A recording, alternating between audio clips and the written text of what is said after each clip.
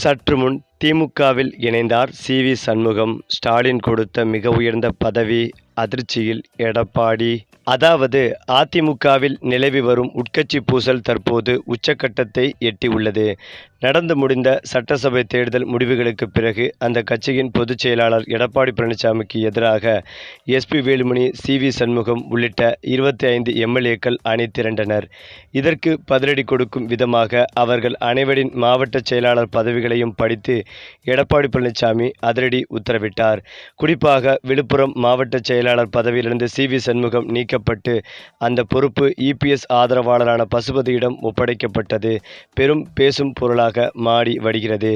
மேலும் இந்த அதிரடி நடவடிக்கைகளை தொடர்ந்து எஸ்.பி. வேலுமணி உள்ளிட்ட முக்கிய நிர்வாகிகள் எடப்பாடி பழனிசாமியை நேரில் சந்தித்து தங்களுடைய ஆதரவை தெரிவித்தனர். ஆனால் சி.வி. சண்முகம் இதுவரை இ.பி.எஸ்ஸை சந்திக்க முன்வரவில்லை. எஸ்.பி. வேலுமணி நேரில் சென்று பேச்சுவார்த்தை நடத்தியும் சி.வி. சண்முகம் தன்னுடைய பிடிவாதத்தை தளர்த்தவில்லை என கூறப்பட்டும் வந்தது. இந்த சூழ்நிலையில் விழுப்புரம் மாவட்டம் அதிமுக அலுவலகத்தின் சாவியை புதிய நிர்வாகி பசுபதி தரப்பிடம் சி.வி. சண்முகத்தின் ஆதரவாளர்கள் அதிகாரப்பூர்வமாக ஒப்படைத்துள்ளனர். மேலும் இந்த சாவியை ஒப்படைத்த நிகழ்வு அவர் அதிமுகவிலிருந்து முற்றிலும் விலக தயாராகிவிட்டாரா என்ற சந்தேகத்தை அந்த கட்சியின் மத்தியில் பலப்படுத்தியுள்ளது. தற்போதைய அரசியல் சூழ்நிலையில் சி.வி. சண்முகம் தீவிர ஆலோசனையில் ஈடுபட்டு வருவதாக தெரிய வருகிறது. அரசியலிலிருந்து தற்காலிகமாக விலகி இருக்கலாமா அல்லது நடிகர் விஜயின் தமிழக வெற்றிக் கழகம் கட்சியில் இணையலாமா என்ற கோணத்தில் அவர் தன்னுடைய ஆதரவாளர்களுடன் தீவிரமாக விவாதித்தும் வந்தார். ஏற்கனவே அதிமுகவின் முன்னாள் டி.ஜி.பி. நடராஜ் உள்ளிட்ட பல முக்கிய நிர்வாகிகள் தாவேகாவில் இணைந்து வரும் நிலையில் சி.வி. சண்முகத்தின் அடுத்த நகர்வு தமிழக அரசியலில் பெரும் எதிர்பார்ப்பை ஏற்படுத்தி உள்ளது. வட தமிழகத்தில் குறிப்பாக வன்னியர் சமூக மக்களின் முக்கிய அடையாளமாகவும் அதிமுகவின் வலுவான தூணாகவும் விளங்கி வரும் சி.வி. சண்முகம் கட்சியை விட்டு விலகினால் அது அதிமுகவிற்கு மீள முடியாத மிகப்பெரிய தற்காலிக மற்றும் நிரந்தர பின்னடைவை ஏற்படுத்தும் என்று அரசியல் விமர்சகர்கள் கருதியும் வருகிறார்கள். மாவட்ட அலுவலக சாவி ஒப்படைக்கப்பட்டதை தொடர்ந்து சி.வி. சண்முகத்தின் அதிகாரப்பூர்வ அரசியல் முடிவு இன்னும் சில தினங்களில் வெளியாகும் என்றும் எதிர்பார்க்கப்பட்டும் வந்தது. அது மட்டுமில்லாமல் தமிழக அரசியல் களத்தில் கடந்த சில மாதங்களாகவே நடைபெற்று வரும் அரசியல் நகர்வுகள் பலரையும் ஆச்சரியப்பட வைத்து வருகின்றன. குறிப்பாக அதிமுகவிலிருந்து முன்னாள் அமைச்சர்கள், மாவட்ட நிர்வாகிகள், முன்னணி நிர்வாகிகள் மற்றும் தொண்டர்கள் தொடர்ந்து தமிழக வெற்றிக் கழகத்தை நோக்கி நகர்ந்து வருவதாகவும் வெளியாகும் தகவல் அரசியல் வட்டாரத்தில் பரபரப்பை ஏற்படுத்தியும் வந்தது. இதனால் தமிழக அரசியலில் புதிய அதிகார மையமாக தாவேகா உருவெடுத்து வருகிறதா என்ற கேள்வியும் எழுந்து வந்தது. தமிழக வெற்றிக் கழக தலைவர் விஜய் அரசியலுக்கு வருவதற்கு முன்பே அவருடைய அரசியல் எதிர்காலம் குறித்து பல்வேறு அரசியல் விமர்சகர்கள் கணிப்புகளையும் வெளியிட்டு வந்தார்கள். அந்த வகையில் இந்தியாவின் முன்னணி தேர்தல் வியூக நிபுணரான பிரசாந்த் கிஷோர் கூறிய கருத்து தற்போது மீண்டும் பேசும் பொருளாகி உள்ளது. விஜய் முழுமையாக அரசியலில் இறங்கினால் தமிழகத்திலுள்ள 2 பெரிய திராவிட கட்சிகளில் ஒன்றின் வாக்கு வங்கியை அவர் கவர்ந்து விடுவார் என்று அவர் கூறியதாக அரசியல் வட்டாரங்களில் அப்போதே பேசப்பட்டது.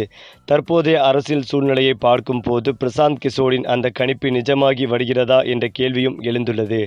குறிப்பாக அதிமுகவின் சில முக்கிய நிர்வாகிகள் மற்றும் முன்னாள் அமைச்சர்கள் தாவேகா பக்கம் நகர்ந்து வருவதாக வெளியாகும் தகவல் இந்த விவாதத்தை மேலும் தீவிரப்படுத்தி உள்ளன. எம்.ஜி.ஆர். உருவாக்கிய அதிமுகவும் பின்னர் ஜெயலலிதா கட்டிக்காத்த அதிமுகவும் பல ஆண்டுகளாக தனித்துவமான வாக்கு வங்கியை வைத்திருந்தது. பெண்கள், கிராமப்புற மக்கள், நடுத்தர வர்த்தக வாக்காளர்கள் மற்றும் கட்சி தொண்டர்கள் என பல்வேறு தரப்பினர் ஆதரவை தொடர்ந்து பெற்று வந்தது. ஆனால் சமீபத்திய தேர்தலுக்கு பிறகு கட்சிக்குள் ஏற்பட்ட கருத்து வேறுபாடுகள், தலைமை தொடர்பான அதிருப்திகள் மற்றும் அணிப்பிரிவுகள் காரணமாக அந்த வாக்கு வங்கியில் மாற்றம் ஏற்பட்டிருக்கலாம் என்று அரசியல் பார்வையாளர்கள் கருதுகின்றனர். குறிப்பாக தேர்தல் தோல்விக்கு பிறகு அதிமுகவில் உருவான உட்கட்சி மோதல்கள் கட்சியின் அடித்தளத்தையே பாதித்ததாக கூறப்படுகிறது. பல முக்கிய தலைவர்கள் ஓரங்கட்டப்பட்டதாகவும் நீண்ட காலமாக கட்சிக்காக உழைத்த சிலருக்கு உரிய முக்கியத்துவம் வழங்கப்படவில்லை என்ற அதிருப்தியும் நிலவுவதாக கூறப்படுகிறது. இதன் விளைவாக சில நிர்வாகிகள் மாற்று அரசியல் பாதையை தேடி வருவதாகவும் அரசியல் வட்டாரங்களில் பேசப்பட்டும் வந்தது. இதற்கிடையேதான் தேர்தலுக்கு முன்பே தாவேகாவில் இணைந்த சில முன்னாள் அதிமுக பிரமுகர்களுக்கு முக்கிய பொறுப்புகள் வழங்கப்பட்டிருப்பதும், மற்ற கட்சிகளில் உள்ள நிர்வாகிகளின் கவனத்தை ஈர்த்துள்ளது. அரசியலில் எதிர்கால வாய்ப்புகளை கணக்கிட்டு பலர் புதிய அரசியல் தளத்தை நோக்கி நகரலாம் என்ற பேச்சும் நிலவி வருகிறது. மறுபுறம் அதிமுக தரப்பினர் இதை ஏற்க மறுக்கின்றனர். அதிமுக இன்னும் வலுவான அமைப்பு கொண்ட கட்சி என்றும் சிலர் விலகி செல்வதால் கட்சி பலவீனம் அடையாது என்றும் அவர்கள் கூறி வருகின்றனர். மேலும் கடந்த காலத்திலும் பல்வேறு சவால்களை சந்தித்து மீண்டு வந்த அனுபவம் அதிமுகவுக்கு இருப்பதாகவும் சுட்டிக்காட்டுகின்றனர். இருந்தாலும் தொடர்ந்து வெளியாகி வரும் கட்சி தாவல் தகவல்கள் மற்றும் தாவேகாவின் வளர்ச்சி குறித்து வெளியாகும் செய்திகள் அரசியல் அரங்கில் புதிய விவாதத்தை உருவாக்கி உள்ளன.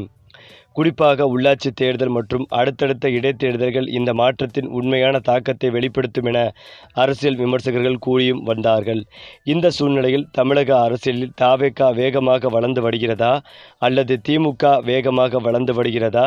தற்போதைய பரபரப்பு தற்காலிக அரசியல் அலைதானா என்பது வரவிருக்கும் தேர்தல்களில்தான் தெரிய வரும். அதிமுக ஜெயலலிதா உருவாக்கி வைத்திருந்த பாரம்பரிய வாக்கு வங்கியை தக்க வைத்துக் கொள்ளுமா அல்லது புதிய தலைமுறையின் ஆதரவு முழுமையாக தாவேகா பக்கம் நகருமா என்பது தமிழக அரசியலின் மிகப்பெரிய கேள்வியாகவே இருந்தும் வந்தது. இது ஒரு புறம் இருந்தாலும் முன்னாள் அமைச்சர் விஜயபாஸ்கர் அதிமுகவிலிருந்து அதிகாரப்பூர்வமாக விலகி முதலமைச்சர் விஜய் தலைமையிலான தாவேகாவில் இணைய முடிவெடுத்து விட்டதாக ரகசிய தகவல்கள் கசிந்துள்ளன. உட்கட்சி மோதல்களின் போது தாங்கள் எடப்பாடி பழனிசாமிக்கு எதிராக செயல்பட்டதை அவர் நிச்சயம் மறக்க மாட்டார் என்றும் எதிர்காலத்தில் தங்களை பழிவாங்குவார் என்றும் விஜயபாஸ்கர் பயப்படுகிறார். எடப்பாடியின் அடுத்த கட்ட நகர்வுகளுக்கு பலியாவதை விட வளர்ந்து வரும் மாற்று சக்தியான தாவேகாவில் இணைந்து கொள்வதே அரசியல் எதிர்காலத்திற்கும் தன் மீதான வழக்குகளிலிருந்து தப்பிக்கவும் பாதுகாப்பானது என விஜயபாஸ்கர் உறுதியான முடிவுக்கு வந்துவிட்டதாக கூறப்படுகிறது. எஸ்பி வேலுமணி இருவரிடமும் தொலைபேசியிலும் நேரடியாகவும் பலமுறை பேசி சமாதானம் செய்ய முயன்றுள்ளார். கட்சியை விட்டு போகாதீர்கள், பேசி சரி செய்து விடலாம் என்று எஸ்பி வேலுமணி பேசிய போதும் எந்த பிரயோஜனமும் இல்லை என தெரிய வருகிறது. விஜயபாஸ்கர் தாவேகாவை நோக்கி தாவ தயாராகிவிட்ட நிலையில் வட தமிழகத்தின் அதிமுக முகமான சி.வி. சண்முகத்தின் நிலைப்பாடு வேறு மாதிரியாக உள்ளதாக அவருடைய ஆதரவாளர்கள் கூறியும் வருகிறார்கள். சி.வி. சண்முகத்திற்கும் எடப்பாடி பழனிசாமி மீது கடுமையான அதிருப்திகள் உள்ளது உண்மைதான். ஆனால் விஜயபாஸ்கரை போலவே தாவேகாவிலோ அல்லது திமுகவிலோ இணைய அவர் விரும்பவில்லை என்றும் சொல்லப்பட்டு வந்தது. ஆனாலும் திமுகவில் இணைய சி.வி. சண்முகம் ஒரு மறைமுக திட்டமிட்டும் வந்ததாகவும் தகவல்கள் வெளியானது.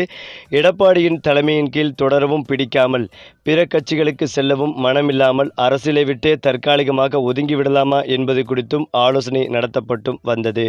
எம்ஜிஆர் ஜெயலலிதா காலத்திற்கு பிறகு அதிமுக சந்தித்த மிக மோசமான தேர்தல் தோல்வி ஒரு புறம் இருக்க, தற்போது விஜயபாஸ்கர் போன்ற செல்வாக்குள்ள தலைவர்கள் தாவேகாவுக்கு மாறுவதும் சி.வி. சண்முகம் போன்ற அதிரடி தலைவர்கள் அரசியலை விட்டு விலக நினைப்பதும் எடப்பாடி பழனிசாமியின் அரசியல் தலைமைத்துவம் குறித்த சந்தேகத்தை அதிகரித்தும் வந்தது. இந்த சூழ்நிலையில்தான் சி.வி. சண்முகம் திமுகவில் இணைய முடிவெடுத்துள்ளதாகவும் இதற்காக பிரமாண்ட விழா ஏற்பாடுகள் நடந்து வருவதாகவும் ஒரு தகவல் பரவி வருகிறது. அது மட்டுமில்லாமல் சி.வி. சண்முகத்திற்கு திமுகவில் மிக உயர்ந்த பதவி வழங்கவும் ஸ்டாலின் ஆலோசனை நடத்தி வருவதாகவும் தற்போது தகவல்கள் பரவி வருகிறது. இந்த தகவல் அதிமுக தலைமையான எடப்பாடி அவர்களையே பேரதிர்ச்சி அடைய வைத்து வருகிறது. சரி, இப்போ நீங்கள் சொல்லுங்கள், திமுகவில் இணைந்த சி.வி. சண்முகம் பற்றிய உங்களுடைய கருத்துக்களையும் உங்கள் கமெண்ட்டில் சொல்லுங்கள். மேலும் இந்த வீடியோ உங்களுக்கு பிடித்திருந்தால் லைக் பண்ணுங்கள், ஷேர் பண்ணுங்கள், மறக்காமல் நம்முடைய சேனலை சப்ஸ்கிரைப் பண்ணிக்கங்க.